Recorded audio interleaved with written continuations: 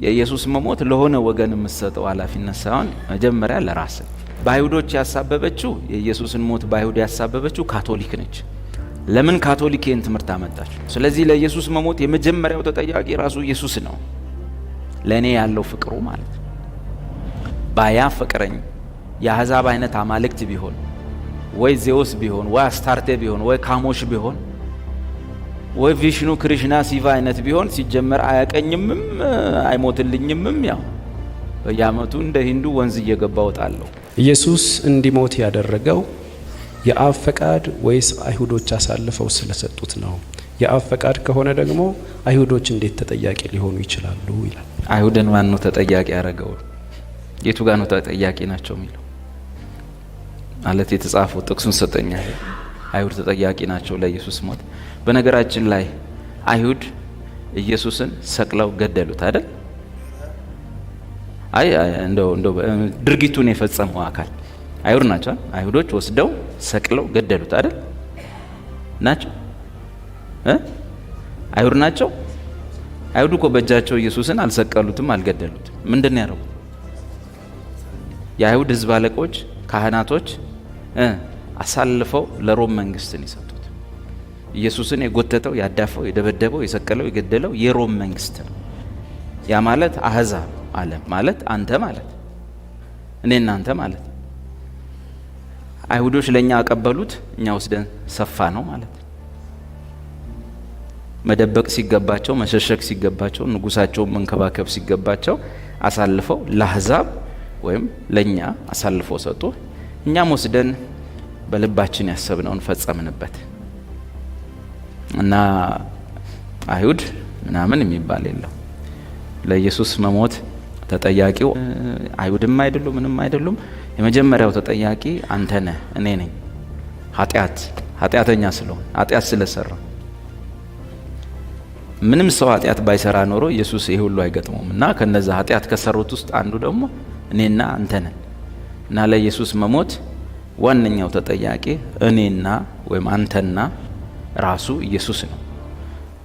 አይሁድ በለው አንዳንድ ሰው ታውቃላችሁ አይደል? ብዙ ጊዜ አስተምረዋለሁ። ይሁዳ ነው አሳልፎ ባይሰጠው የኔ ጌታ አይሞትም ነበር ብሎ የሚቆጭሏል፣ የሚቆረቆር ነው ወይ? እንደዛ ነው ወይ? ይሁዳ በለው የአይሁድ ካህናት በለው ሁሉም በል ዝም ብለው ስራ አስፈጻሚ ናቸው። በዛን ቀን እየተፈጸመ ያለው የአብ ስራ ነው፣ የአብ እቅድ ነው። አይሁዶች ሰቅለው ሲገድሉት ሐዋርያት ስራ ግን ምን አላቸው? እናንተ ሰቅላችሁ ገደላችሁት፣ ነገር ግን ሰቅላችሁ የገደላችሁት በእግዚአብሔር የቀደመ ሐሳብ መሰረት። ሰዎቹ ስራ አስፈጻሚ ናቸው። ኢየሱስን ያን ቀን ማለት ነው ወስደህ ብትሰቅለው እዛው አብረህ በመዶሻ በሚስማር ብትመታውና ይህን ሁሉ ካደረክበት በኋላ የእግዚአብሔር ልጅ ነው ብለህ ብታምን ትድናለህ። ማለት አንተ ከሚስማር ካልመታበት ማን ይመታዋል? የግድ ደግሞ መመታት አለበት። ሮማዊው ወታደር ኢየሱስን እየቀጠቀጠው ሾህ አክሊል አድርጎ እየደበደበው መስፋት አለበት፣ መግደል አለበት። በዚህ ነገር ውስጥ ተባባሪ መሆን አለበት። የእግዚአብሔርን ስራ ማስፈጸም አለበት። የኢየሱስ መሞት ለሆነ ወገን የምትሰጠው ኃላፊነት ሳይሆን መጀመሪያ ለራስ። አቅም እንዳነሰው ምስኪን አድርገን መቁጠር የለብን እና ኢየሱስ ማንም ከእርሱ ህይወቱን አልቀማው። ዮሐንስ ወንጌል 10:17 ምን አለ ኢየሱስ? ነፍሴን ከእኔ ማንም አይወስዳት፣ በገዛ ፈቃዴ ነፍሴን ተዋታለሁ፣ ራሴ ደግሞ አስነሳታለሁ። እነዚህ ሁሉ ተዋናይ ናቸው። ይሁዳ ቀድሞ የተጻፈው ይፈጸም ዘንድ ለኢየሱስ መሲህነት ደንበኛ ማረጋገጫችን ይሁዳ ነው። ሰዎቹ፣ ቄሶቹ፣ ቀሳውስቶቹ በሙሉ ለዘመናት መሲህ በናፍቆት ሲጠብቁ የነበሩ ናቸው። በናፍቆት አይመጣም ወይ ነው፣ ጸሎቱ አይመጣም ወይ ነው። ቅዳሜ እኮ የሚሰበሰቡት ሴጣን ሊያስሩ አይደለም እንደ ጴንጤ። መሲህ እንዲመጣ ነው የሚጸልዩት። ግን የለም። ሲመጣ ደግሞ የልባቸውን መሻት ፈጸሙበት፣ አሳልፎ ለአሕዛብ ሰጡት። አሕዛብም ወስደው ሰቅለው ገደሉት። ምን ሲባል ገላትያ ምዕራፍ 1 ኢየሱስ እንደ አይሁድም ፈቃድ እንደ ሮም ቆንስላ ቢሮ ኃላፊ ጲላጦስ እንደሱ ፈቃድ እንደ ወታደሮቹም ፈቃድ አልሞተም። ምን ይላል?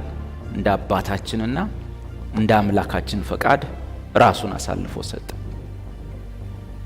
እነዛ ተዋናዮች ናቸው ማለት እነሱ ካልጎተቱት ካልሰቀሉት ማን ይሰቅልልሃል? እና እግዚአብሔር ይስጣቸው። ባይሰቅሉት ምን ልትሆን ነው አንተ? ኢየሱስ ባይሰቀል የምትሰቀለው አንተ እኮ ነህ። በሱ ቦታ የምትገባው አንተ እኮ ነህ። እሱ በአንተ ቦታ ገባ፣ አንተ ነጻ ወጣ። እና በዚህ ላይ ሰው መሲሁን ሰቅሎ ለዓለም ደህንነት አስቦ ቤዛነት አስቦ የተወነው ትወና የለም። እግዚአብሔር ሰዎችን ክፉ ልብም ይሁን ሶስቱ መስቀሎች የሚል ትምህርት አለ። ቪዲዮ ነው እሱ። ሶስቱ መስቀሎች በኦዲዮም ይኖራል። ሄደህ ውሰድ፣ እዛ ላይ በደንብ ታየዋለህ። የእግዚአብሔር ፍቅር የሚለው ፓርት ላይም ይሄንን አውርቻለሁ በዝርዝር ማለት። ባጭሩ በሰዎች ምክርና ሐሳብ ኢየሱስ አልሞተም። ራሱ ወደ ዓለም ሲመጣ ለምንድን ነው የላከው? እግዚአብሔር ኢየሱስን የላከው ለምንድን ነው?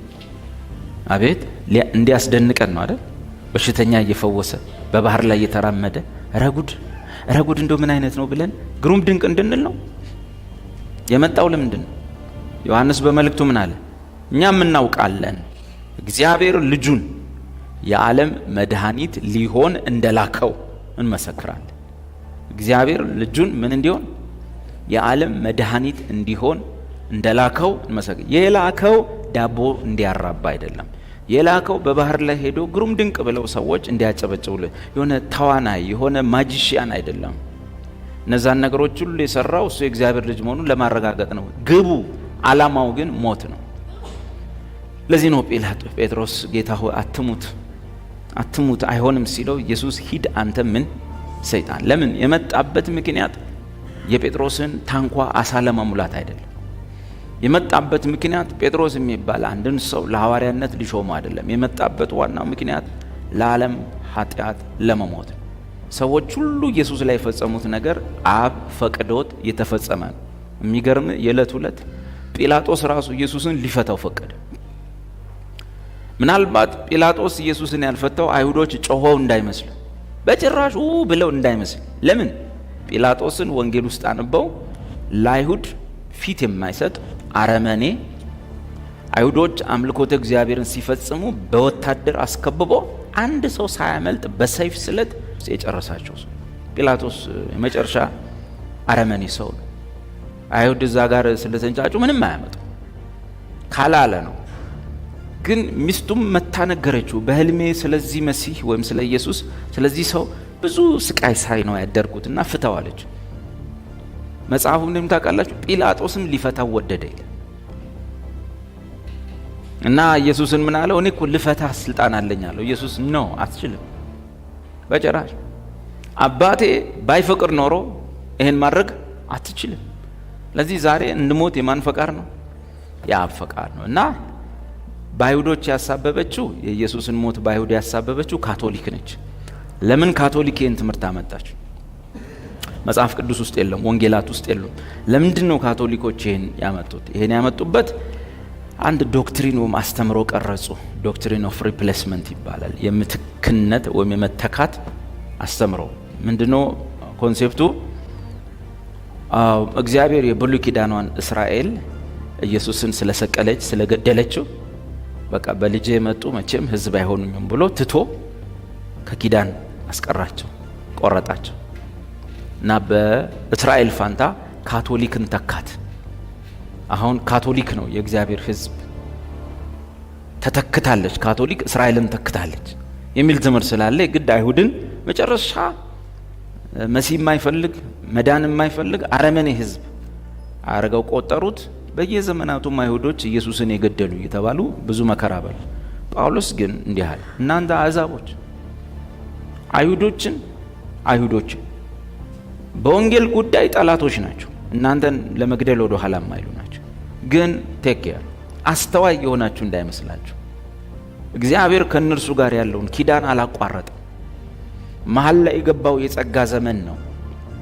እሱ ሲጠናቀቅ ከአይሁድ ጋር የገባው የኪዳን ዘመን አላለቀም። ገና 1007 ዓመታት ይቀራቸዋል። ያ ሳይፈጸም የእነሱን ተስፋ አይቆረጥም። አሁን ግን የአሕዛቦች ሙላት እስኪገባ ድረስ ድንዛዜ በአንዳንድ በኩል ሆኖባቸዋል።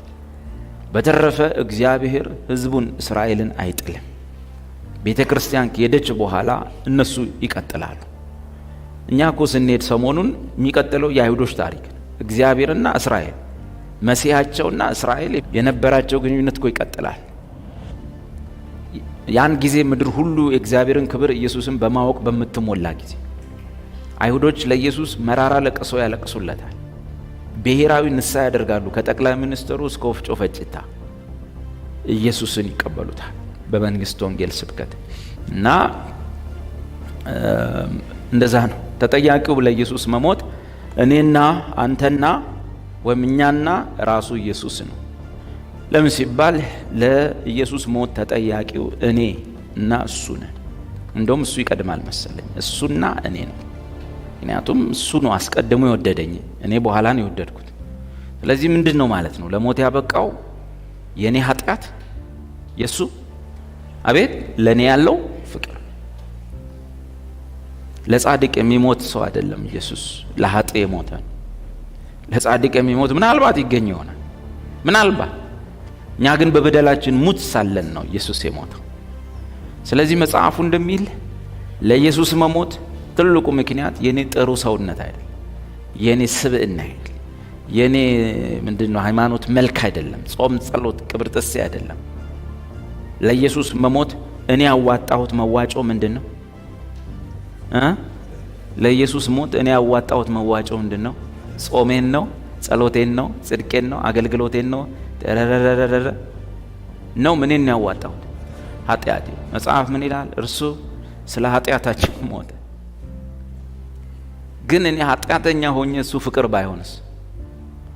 እዚህ ነው መጽሐፍ እሱ አስቀድሞ ወዶናልና እኛም ደግሞ እንወደዋል።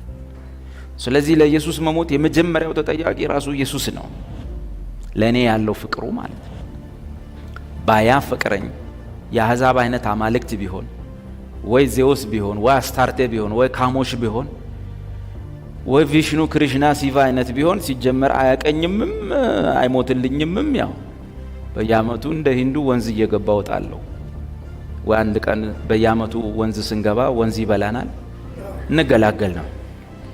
እና ኢየሱስ የሞተው ለኢየሱስ መሞት ተጠያቂው ኢየሱስና ኃጢአተኛው። ኃጢአተኛ አይደለሁም የሚል ሰው ከዛ ጨዋታ ያወጣና ራሱ እዳውን ይወጣል። ጻድቅ ነኝ ብሎ ሊዮግራት አመጡ። ጻድቃን መሳዮች ኃጢአተኛዋን እጅ ከፍንጅ የተያዘችውን እጅ ከፍንጅ ያልተያዙት ይዘዋት መጡ። መጨረሻ ላይ ማን እንደሚቀር ታውቃላችሁ? ከዛ ኢየሱስ ጋር እና ማአት ነገር አወሩ። ስታመነዝር አገኘናት፣ ቅብር ጥሴ ምን ያህል ቦቅባቆች እንደሆኑ የምታውቁት። ከእሷ ጋር የተኛውን ሰውዬ ይዘውት አልመጡ። ብቻዋን መቼ ሳታመነዝር ወንድየው የት ገባ? አያ ሃይማኖት በደካሞች ላይ ይበረታል፣ አቅም በሌላቸው ላይ ይበረታና በዛው የራሱን ጽድቅ ሊገልጥ ይፈልጋል። ችግሩ የመጡት መምሩ ጋር። ኢየሱስ ፊት ሰው ሁሉ እኩል ይሆናል። ኢየሱስ ፊት ሲቀርብ ሰው መበላለጥ አይችልም። ሁልህም እኩል ቤት ትገባል። እና ከእናንተ ማህላት ይሄን ወይ ባጭሩ ይሄን ያልሰራ እንደማለት ነው። ኃጢአት የሌለበት ይውገራት። መጽሐፉ ምንድን ያለው ብለናል? ከሽማግሌዎቹ ጀምሮ ሲጀምር ከማን ነው? ከሽማግሌዎች እስከ መጨረሻው እስካለው ፍንዳታ ጎረምሳ ድንጋያቸውን በኪሳቸው እንደያዙ ሄዱ። ማና ማን ቀረ? ኃጢአቷን ያልካደችው ጻድቅ ነኝ ያላለችውና በሽተኛዋና መድኃኒት፣ ኃጢአተኛዋና የእግዚአብሔር ጽድቅ ተገናኙ። ደህንነት የሚፈጸመው እዚህ ቦታ ላይ ከኃጢአተኞች ዋና የምትሆንና ደግሞ ብቻውን የእግዚአብሔር ጽድቅ የሆነ እሱ ሲገናኙ ደህንነት፣ የዘላለም ሕይወት፣ መጽደቅ ወዘተ የምንለው ይፈጸማል ማለት ነው። እና እቺ ሴትዮ አሁን ለመዳኗ ያዋጣችው መዋጮ ምን ነበር? ያዋጣችው መዋጮ ምኗን ነው? ዝርክርክነቷን አዋጣች። ከላይ መጣው ፒውር ሰው፣ ጻድቅ ሰው፣ ንጹህ ሰውነት፣ ንጹህ ገላ ያለው እሱ እኔም አልፈርድብሽም ይጃላት እና ደግመኛ እንደዛ አይነት ኑሮና ህይወት ውስጥ እንዳትገባ የሚያደርግ አቅም ከአፉ ሰጣት። እንደ ሙሴ አታመንዝሪ ያለዚያ ትገደያለሽ ብሎ ትእዛዝ ሰጥቶ ለደካማ ስጋ አቅም የማይሰጥ አይደለም ጌታ። ጌታ የተለመደውን ትእዛዝ አልደገመላትም። ትእዛዙን ታውቃለች፣ እስራኤላዊ ነች፣ ትእዛዝም አልደገመላትም። ኢየሱስ አልዓዛር ተነስ ሲል ምንድን ነው? ምክር ነው ወይስ አቅም ነው ሙቱ የሚነሳበት? ልክ እንደዛው ደግመሽ አትስሪ የሚለው መመሪያ አይደለም። እሱን ሙሴ ነግሯታል። እሱን ከልጅነቷ ስትማሪያን ምንድነው ሁሉ በእርሱ ሆነ አይደል? ምንድነው የሰጣት? በቃ ከዛ በኋላ እንደዛ መሆን እማትችልበትን ጸጋ። ሴትዮዋ ራሱ ከዛ በኋላ ሊገርማ ምን ሆኜ ነው ግን በቃ እንደዛ ካለኝ በኋላ እንደዚህ ሆኜ ቀረው ነው የምትለው።